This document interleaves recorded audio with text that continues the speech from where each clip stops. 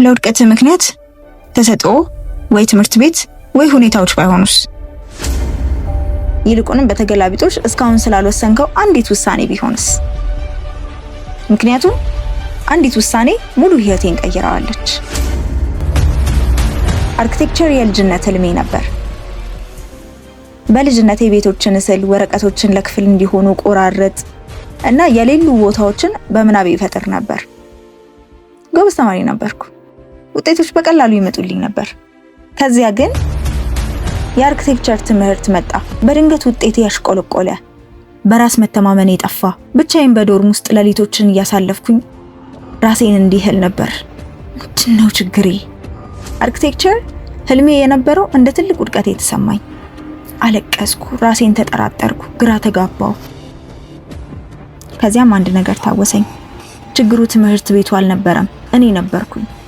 አርኪቴክቸር ህልሜ ከሆነ ያንን መሸከም የሚችል ሰው መሆን አለብኝ። ያጠናን ስልቴን ቀየርኩ። ከበፊቱ በበለጠ ጠነከርኩ። ዲሲፕሊንን ገነባሁ። ቀስ በቀስ ነገሮች መቀየር ጀመሩ። ከኢንተርንሺፕ በፊት አንድ ቃል ገባሁ። ወደ ትምህርት ቤት ስመለስ ጠንካራ ሆናለሁ። የራሴን ገንዘብ ማግኘት ጀምራለሁ። እናም ማጀስቲክ ኢንተሪየር ዲዛይን ካምፓኒ መረጥኩ። እነርሱም በእውነተኛ ስራ አመኑኝ፣ አስተማሩኝ። ሌሊትና ቀን ሰራሁ። እነርሱንም ራሴንም ላለማሳፈር ወሰንኩ። በመጨረሻም ኢንተርንሺፕ ሳጠናቅቅ በህይወቴ ማላቀውን 21,000 ብር አገኘሁ። ገንዘቡ ሳይሆን አስተሳሰቤ ተቀየረ። እኔም መቻሌን ተረዳሁ። ወደ ትምህርት ቤት ስመለስ ዲሲፕሊን የተቀየረ፣ ውጤቱ ተሻሻለ፣ በራስ መተማመን የተመለሰ።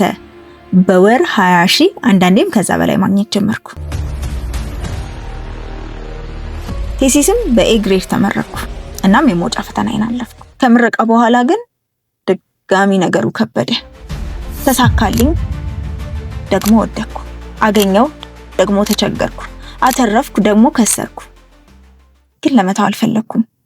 ቀደም ሲል ህይወቴን የቀየረችው ያቺ ውሳኔ ዛሬም ወደፊት እንድገሰግስ እየገፋችኝ ነው።